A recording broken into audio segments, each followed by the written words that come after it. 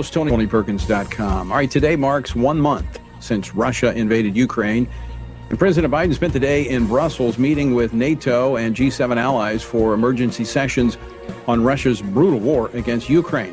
Leaders of the 30-member NATO alliance and the G7 also heard directly via video from Ukrainian President Zelensky, who repeated requests for continued and increased security assistance from the West. Joining me now to talk about this is Congressman Mike Waltz, a member of the House Armed Services Committee, a decorated Special Forces officer. He serves the 6th Congressional District of the Sunshine State. He joins us by phone. Congressman, welcome back to the program.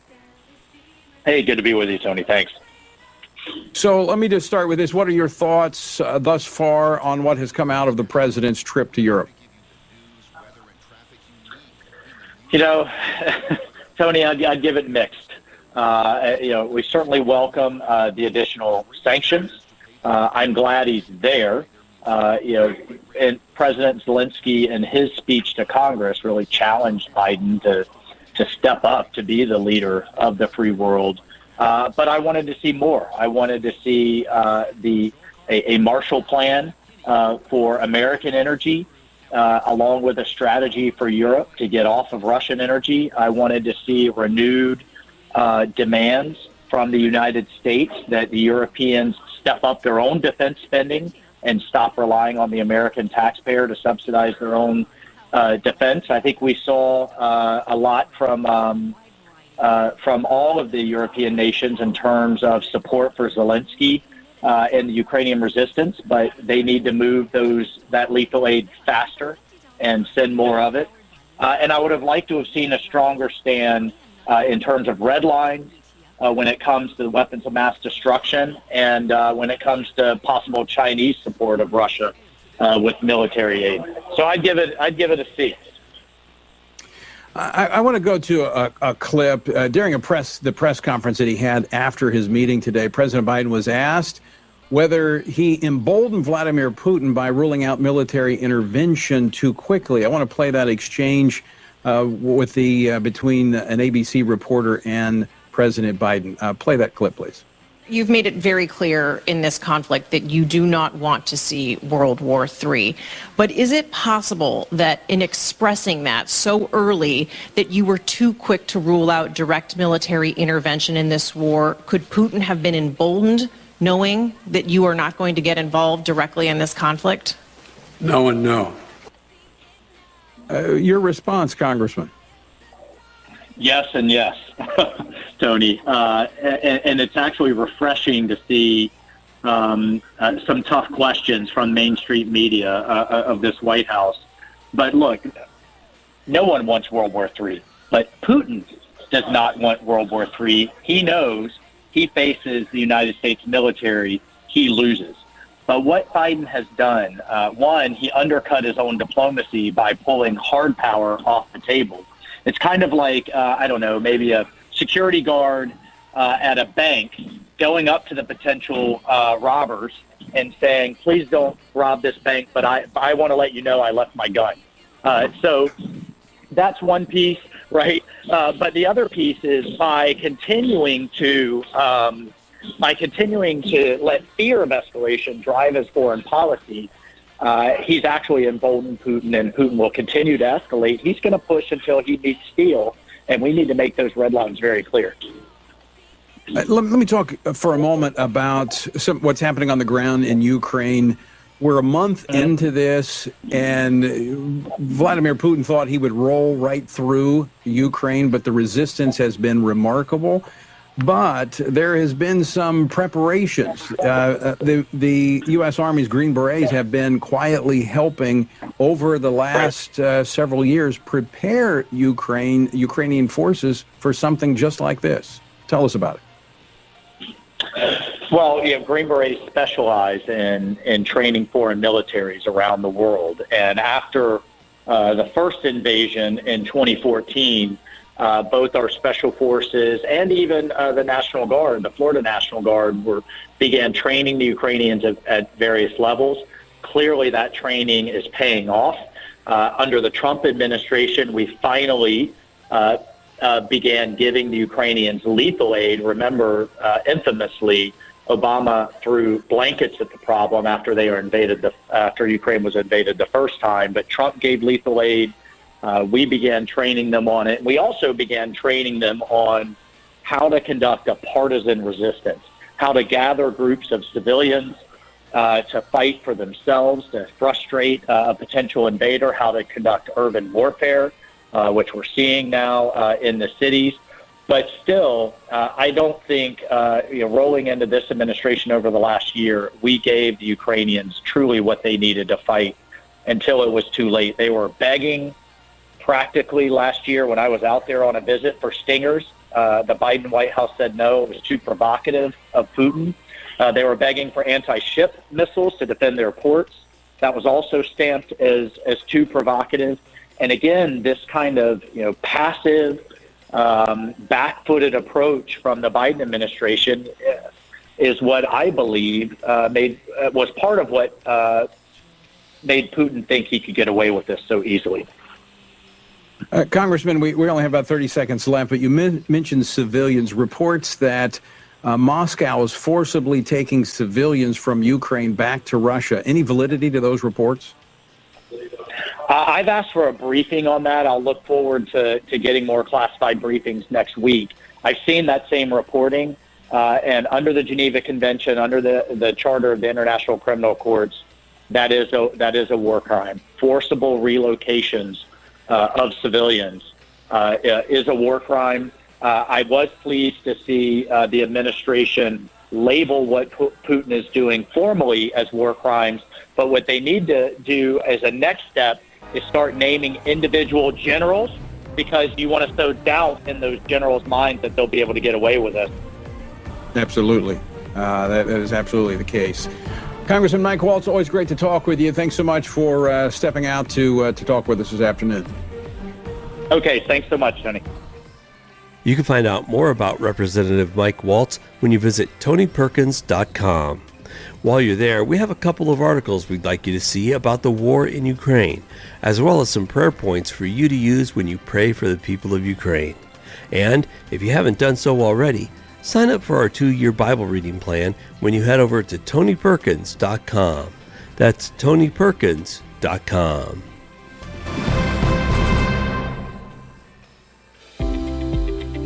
There is only one truth, God's truth. As Christians, we are called to align our beliefs and actions to what the Bible says is true. At Family Research Council's Center for Biblical Worldview, our team of experts have created tools and resources to help aid in the fight for truth. These resources dive into issues including voting, religious liberty, abortion, marriage, and sexuality. The center serves to help Christians understand why Scripture must be authoritative, and to equip believers to advance and defend their faith in the workplace, in their schools, and in the public square. The Center for Biblical Worldview experts provide research and resources to help prepare believers to give a biblical answer to our culture's most pressing questions.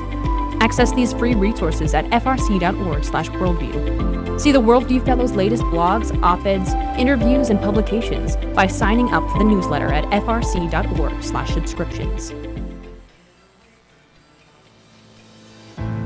Masculinity in America has never been under attack the way it is today.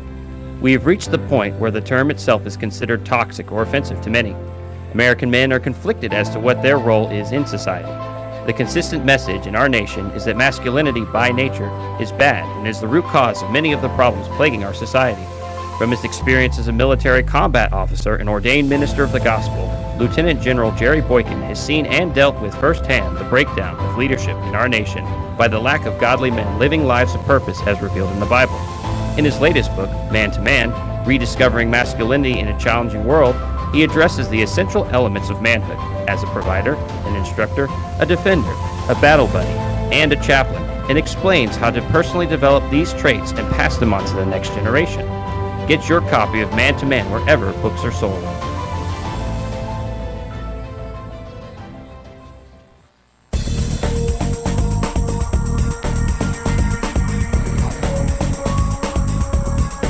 You're listening to Washington Watch. I'm Tony Perkins, your host. The website, TonyPerkins.com. All right, the freedom convoys that started in Canada, then rolled across the United States, revealed something simple, yet profound to many Americans. Each of us, using what we have right where we are, can stand up and defend what is valuable and important to us. For those who listen to Washington Watch regularly, you've heard me say before, our form of government, this constitutional republic of ours, was made for participants, not spectators. We all, and I emphasize all, have a part to play in preserving the freedoms that we have been entrusted with. Over the last 2 years, we watched the overreaching arm of governments impose one mandate after another on the American people. Many of these mandates have been lifted either by court action or by government officials who reluctantly responded to the growing public pushback.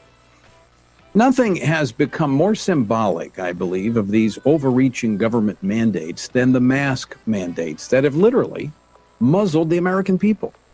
Now, the critics would say, how can you make such a claim? It's very simple. Follow the science. From the start, there was little, if any, scientific support for the claim that masks prevent the introduction, transmission, and spread of COVID-19. The science supporting a position opposed to the mandates was limited initially, but not anymore. Studies now not only show that the masks are actually ineffective, but the science screams that the mask mandates are actually harmful, especially to children. Studies show these masks are linked to skin issues, carbon dioxide in the blood, anxiety, and depression, which outweighs any possible benefit of mask mandates. For this reason, many schools have either been forced to or have voluntarily dropped their mask mandates. The primary area where the mask mandates continue is the federal government's mask mandates that consist of masks on planes. But again, the science that those on the left repeatedly point to as justification, acting as if the rest of America can't read, doesn't even come close to supporting their mandate. According to epidemiologists, the air filtration systems on airplanes make them one of the safest public places on Earth in terms of viruses. The HEPA filters on commercial aircraft capture more than 99% of airborne particles. The air changes on those planes about every 2 minutes. So if the science doesn't support the mask mandate, why do we have them? Well, for some in government, it is designed to pacify, to make people feel safe, since some have seized upon the pandemic to scare people into hiding. But for others, the leftists that occupy positions of authority, it is about control. Initially, I believe the intentions of those in government were genuine in seeking the well-being of people in the face of a relatively unprecedented challenge. But it wasn't long after that we had mayors like Eric Simmons in Greenville, Mississippi, ordering churches to close and then having police write citations to church members who sat in their parked cars on the church parking lot listening to a drive-in service. We had governors like California's Gavin Newsom, who shut down churches, fined them millions of dollars, and threatened them with arrest when they refused to comply. It became evident that this was about more than public safety. This was about political power and control. And I began to warn pastors and others to not look at the response to this pandemic as a one-off, a once-in-a-lifetime event. Instead, we needed to look at this as a harbinger of things to come. What we accepted in terms of the infringement upon our rights in this health emergency would become the norm in the next. That's why last night, FRC Action, the political arm of the Family Research Council, filed a federal lawsuit against President Biden and his mask mandate. We've watched others file suits that have not succeeded, and we've watched those at various state and local levels that have succeeded. As a result, we've crafted a unique lawsuit, equipped with the knowledge of what has prevailed in court and what has not. This challenge, we believe, can lead to the striking down of the federal mask mandate as an unjustified overreach of the federal government. Our goal is to ensure the mask mandate cannot be reinstated in the future at the whim of any leftist who wants to exercise control over the American people. We are joining with the truckers, doing what we can with what we have to preserve what we've been entrusted with. our freedom. It's time to end this government overreach. Well, unfortunately, that's all the time we have for today. I'm David Salkeld, thanking you for being with us. I look forward to having you back here again next week for the weekend edition of Washington Watch with Tony Perkins. Washington Watch Weekend Edition is powered by the Family Research Council and is entirely listener-supported. For more information on anything you've heard today, or to find out how you can partner with us in our ongoing efforts to promote faith, family, and freedom, visit TonyPerkins.com. Also, to leave a comment about Washington Watch, call our watch line at 1-866-372-7234. That's 1-866-372-7234.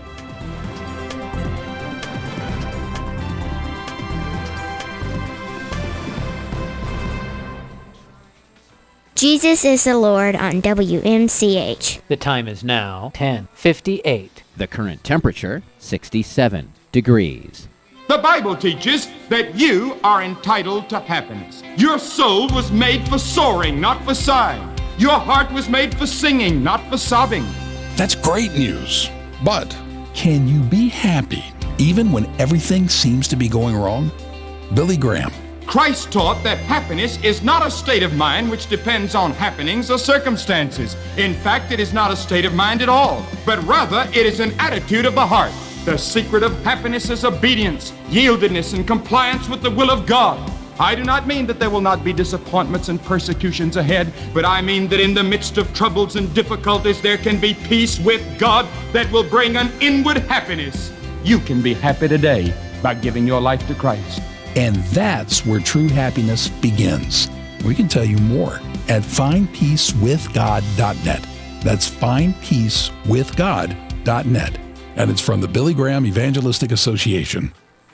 There's an attempt by Satan today to spread rumors among Christians of the world, to take text out of context, to break up Christian friendships, to get Christians to accuse each other. You've probably seen the kinds of problems Billy Graham just described. Maybe you've even been in the middle of some of them. As divisive as those problems can be, the Bible teaches that followers of Jesus Christ can rise above them. Before Christ left, he had a last meeting with his disciples, and one of the things he said was this: "A new commandment I give unto you, that ye love one another as I have loved you, that ye also love one another." That kind of love builds a strong bond between people who love Jesus but might not see eye to eye on everything else. Let's take this Christian love that God has given us. Let's not let a few misunderstandings and differences divide us. You can learn more about the unity and peace Jesus wants you to experience by visiting us online, findpeacewithgod.net. That is findpeacewithgod.net, and it's from the Billy Graham Evangelistic Association. The time is now 11 o'clock. And I could see that sort of his eyes widened and got really bright, and it really made him feel special to know that somebody out there cared about him and is praying for him. Encouraging students is something Cassandra Newman loves to do. Hi, I'm Steve Douglas for Making Your Life Count, and Cassandra says learning about and then praying for their needs is so powerful. It's interesting because there's many situations in the classroom where I tell them if there's a student who is struggling with something in particular, because with teenagers, they have a lot of things going on at home. I see them struggling a lot. And I do remember just one day saying to a particular student that, I pray for you. And he was like, "What? You do?" And I said, "Yes, of course." I said, "I pray for all of the students, especially if I know they're struggling." And I could see that sort of his eyes widened and got really bright. Showing that you care and telling them about it really means a lot. It really made him feel special to know that somebody out there cared about him and is praying for him and interceding for him. And consequently, I ended up taking him and another student to church, actually, because this one little girl who sits right next to the same student was saying, "I'm going to go to church with Mrs. Newman." And he's like, "Well, I want to go too." So I literally went and picked them up and took them both to church, and they had a wonderful time. They ended up giving their heart to the Lord that day, so it was wonderful. What a powerful example. God can change people's hearts and lives when we show love and care for them. Is there someone in your life that you might pray for and show love to? To learn more about how to do that, go to makingyourlifecount.net. untitled.com.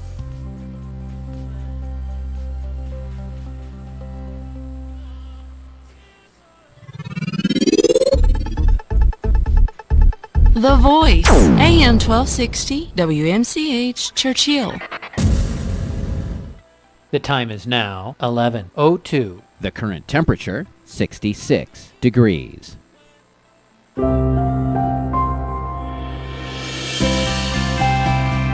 Hello and welcome to today's encouragement from Our Daily Bread. I'm Amy Boucher-Pye and I called today's reading God's Embassy.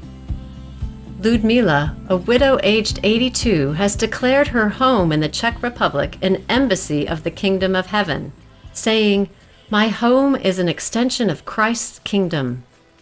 She welcomes strangers and friends who are hurting and in need with loving hospitality, sometimes providing food and a place to sleep, always with a compassionate and prayerful spirit. Relying on the inspiration of the Holy Spirit to help her care for her visitors, she delights in the ways God answers their prayers. Ludmila serves Jesus through opening her home and heart, in contrast to the prominent religious leader at whose home Jesus ate one Sabbath. In Luke chapter 14, Jesus told this teacher of the law that he should welcome the poor, the crippled, the lame, the blind to his home, and not those who could repay him. While Jesus' remarks imply that the Pharisee hosted Jesus out of pride, Ludmila, so many years later, invites people to her home so that she can be an instrument of God's love and His wisdom. Serving others with humility is one way we can be representatives of the kingdom of heaven, as Ludmila says. Whether or not we can provide a bed for strangers, we can put the needs of others before our own in different and creative ways. How will we extend God's kingdom in our part of the world today?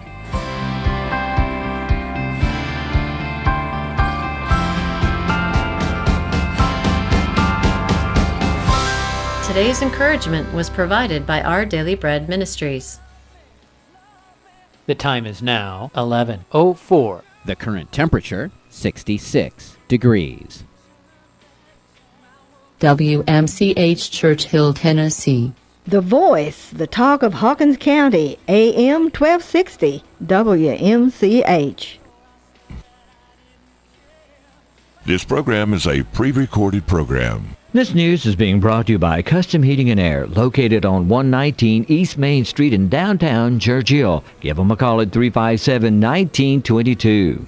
Warm weather brings a need for a dependable cooling system, and springtime requires spring cleaning. Maybe you have an older cooling unit or even a newer system. It's time to call Custom Heating for your yearly checkup. Whether you need a repair or a new installation, give Custom Heating a call at 357-1922. That's 357-1922. It's hometown friends like Custom Heating that give you the best personal care. On duty 7 days a week, 24 hours a day to meet your emergency needs.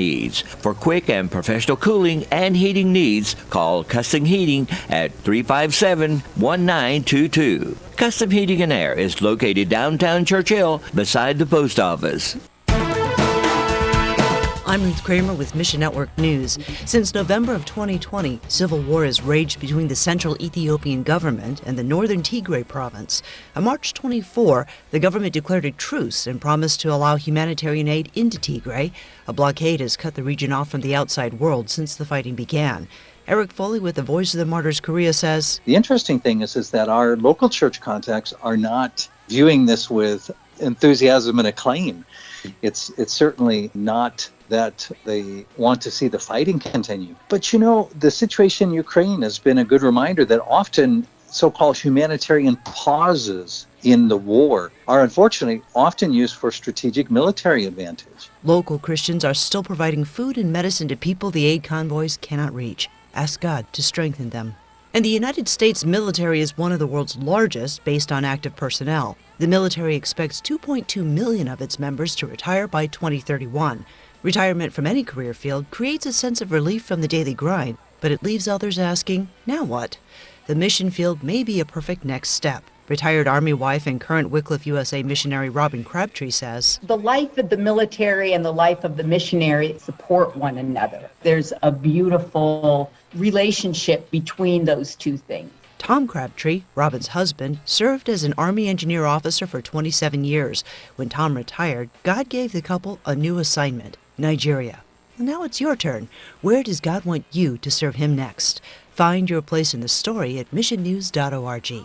Mission Network News is service of One Way Ministries. This month, Slavic Gospel Association offers My Father's House. It's a devotional for women, written by women, and it uses object lessons along with stories of ministry to Slavic women for spiritual growth. Get yours free when you click on the banner ad at missionnews.org. I'm Ruth Kramer. The old-fashioned way since 1954, AM 1260 WMCH. And here is your weather from the old-fashioned way. Thursday showers and possibly a thunderstorm before 11 a.m., then a slight chance of showers between 11 a.m. and noon.